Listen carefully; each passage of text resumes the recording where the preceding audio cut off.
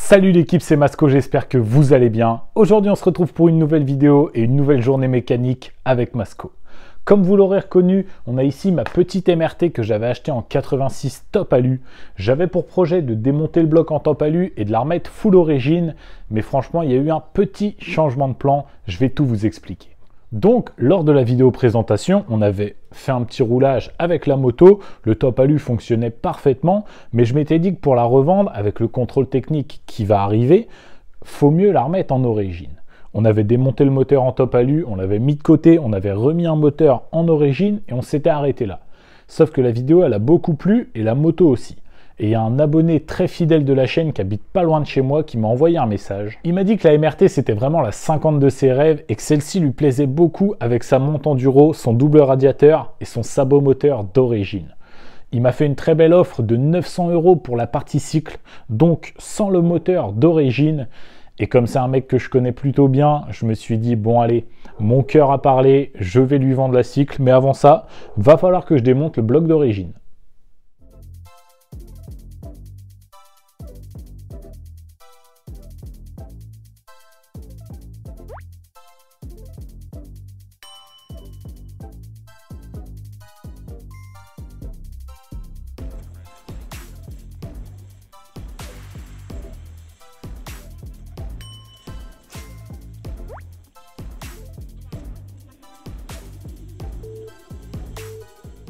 Du coup voilà l'équipe, le moteur est retiré de la partie cycle et c'est malheureusement un projet qui va déjà s'arrêter là.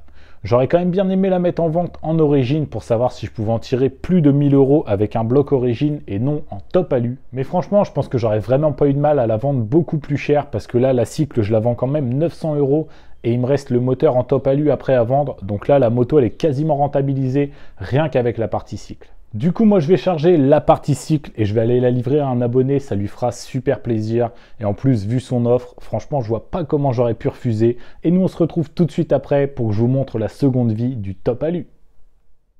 Et donc, pour la seconde vie du moteur en 86 top alu, je viens de finir de le monter sur cette toute nouvelle MRT, une MRT 2023 l'équipe. Et franchement, le moteur, il a le démon. Il va aller super bien avec cette bécane en Supermoto. Par contre l'équipe, les carénages, faut vraiment qu'on en parle, ils sont pas beaux du tout, venez voir.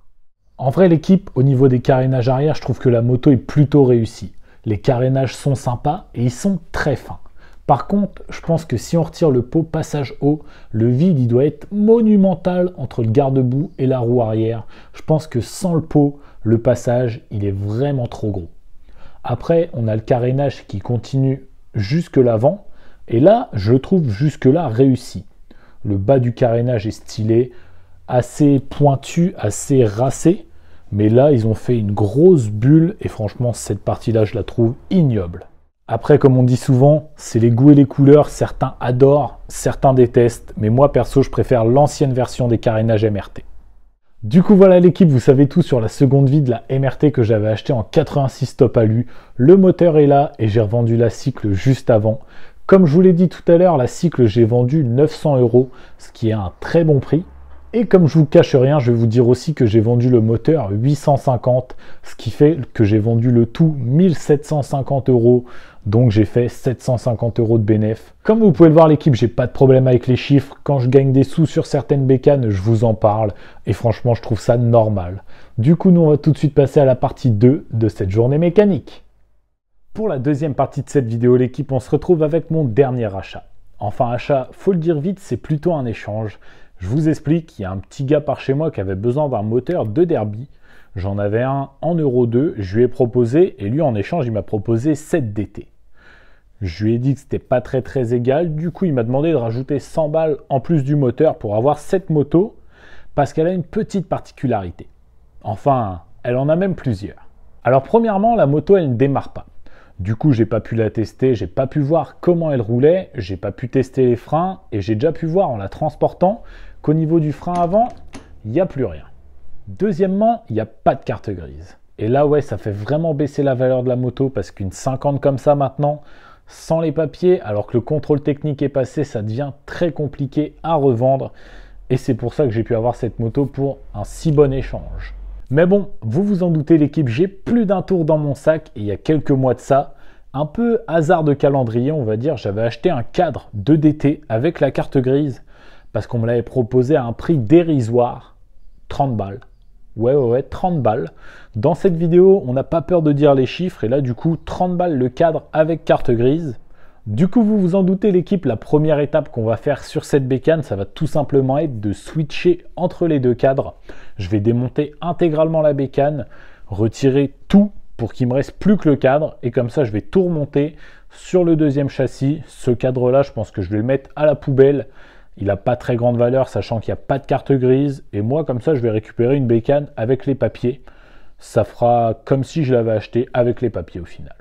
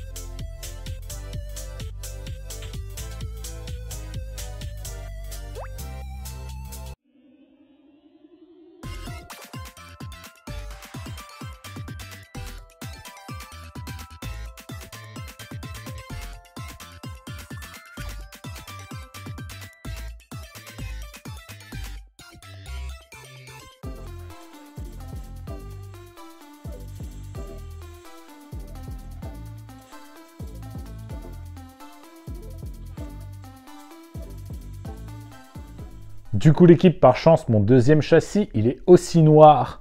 Après, je ne sais pas vraiment s'il y a eu d'autres couleurs de fait sur les DT. J'ai démonté de dessus la plaque et la carte grise que j'avais scotché au cadre. Comme ça, pour le stocker, j'étais sûr de ne pas perdre les papiers ni la plaque. Et en vrai, j'étais sûr que ce cadre allait me servir un jour, mais je ne pensais pas que ça allait être aussi rapidement. Du coup, moi là, ça me laisse pas mal de remontage à faire.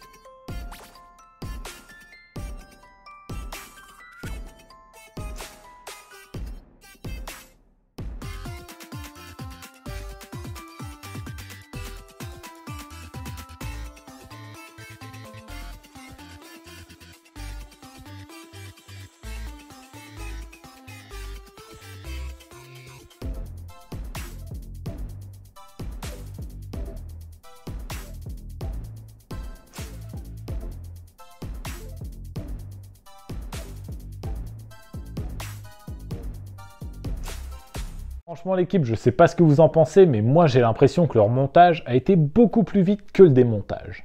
En même temps c'est un peu logique, j'ai pas encore tout remonté et je vais tout de suite vous expliquer pourquoi.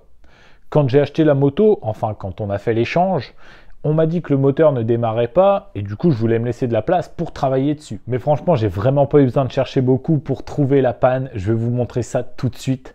Avant ça, je vais vous parler de l'ancien cadre de la bécane. Ce cadre-là, je pense que je vais tout simplement le mettre à la ferraille. Un châssis de DT sans carte grise, sachant qu'il n'y a pas le bras oscillant avec, il n'y a plus grand-chose en pièces avec, à part la boucle arrière.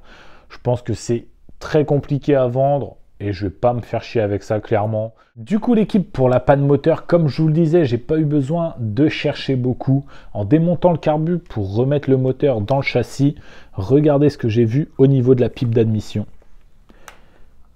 Elle est totalement mangée, totalement fissurée. Donc franchement, le moteur, il peut pas tourner correctement avec une pipe comme ça. Et c'est dommage parce que sur cette moto, on a quand même un cylindre mythique, un magnifique 75 Top Rose. Eh ben non, pas du tout. C'est un 90 eBay l'équipe. Du coup, pour parler un peu de ce cylindre, l'équipe, c'est un cylindre qui a très bonne réputation par chez moi. Il y a un petit gars du coin qui en avait monté un, il a dû faire environ 10 000 bornes avec sans faire aucun entretien. Il le laissait jamais chauffer et des fois il accélérait dans le vide comme ça. Enfin, il lui mettait dans la gueule. Et le cylindre, il a plutôt bien tenu. Et le fait que ce gars-là, il utilise ce cylindre comme ça et que le cylindre tienne, ça fait que pas mal de monde en ont commandé. Du coup, on en voit pas mal qui tournent vers chez moi. Perso, j'en ai jamais roulé, donc j'ai pas trop d'avis. Après, franchement, je pense que c'est pas non plus la valeur d'un vrai 90, style un MXS ou un Stage 6. Mais bon, c'est un petit cylindre pas cher, donc ça peut dépanner pour pas cher pendant quelques temps. Et franchement, le gars par chez moi qui lui a mis 10 000 bornes, il en était tellement content qu'après, il achetait que ça, en fait. Après, moi, j'ai pas trop d'avis sur la question. Comme je vous l'ai dit, je pense que ça peut dépanner, mais voilà. Du coup, malheureusement, l'équipe, au niveau du moteur, je vais rien pouvoir faire. J'ai pas de pipe d'admission pour ce carbu-là en stock. Et du coup, je pourrais pas redémarrer la moto dans cette vidéo. Du coup, l'équipe, malgré que cette Yamaha DT, ça soit une moto mythique, une 50 cm3 mythique, je vais pas me lancer dans un nouveau projet. J'ai la Derby Noir et Or à finir. On a toute la partie moteur à peaufiner, la vidéo réglage et roulage à faire. J'ai la DRD03 à continuer, mon plus gros projet de l'année pour le moment. Parce que ça fait un petit moment que je vous tease sur les réseaux, un gros projet qui va arriver très bientôt, qui va prendre pas mal de place sur la chaîne YouTube. Ce sera un projet qui va se dérouler en au moins 4 à 6 vidéos. Donc c'est vraiment un projet énorme qui va prendre du temps, de l'argent. Et j'ai déjà la HM, la DRD Pro, la DRD03 et la Derby Noir et Or. Donc je ne vais pas me lancer dans un 5e projet 50. Du coup, moi, avec cette DT, l'équipe, je vais commander la pipe d'admission, remettre le moteur en route et la mettre à vendre. Au moins, elle sera tournante. La moto est plutôt complète, donc je pense que pour quelqu'un qui veut faire un projet, c'est une très bonne base. Il y a certaines pièces quand même qui ont été dégradées, comme les carénages arrière ici qui ont été coupés. Et franchement, sur DT, je trouve ça dommage. Les carénages sont super durs à trouver. Et d'avoir coupé des carénages, ça fait plutôt bizarre.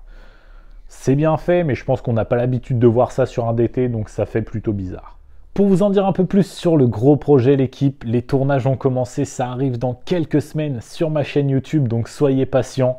J'ai hâte de vous dévoiler cette évolution, que ce soit dans ma vie perso ou dans ma vie sur YouTube. Vous allez voir, ça va être un petit banger, une série de vidéos incroyables qui va encore plus souder les liens entre moi et les abonnés. Donc franchement, j'ai trop hâte. Du coup, malheureusement, on va déjà s'arrêter là pour cette vidéo. Comme d'habitude, si elle vous a plu, n'hésitez pas à mettre votre plus beau pouce bleu.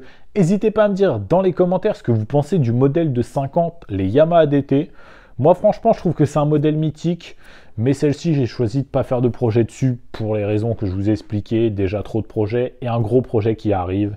Donc voilà, pour pas manquer ce gros projet, je vous invite à vous abonner et à activer la cloche si ce n'est pas encore fait. Et moi, je vous dis à la semaine prochaine. C'était Masco. Salut!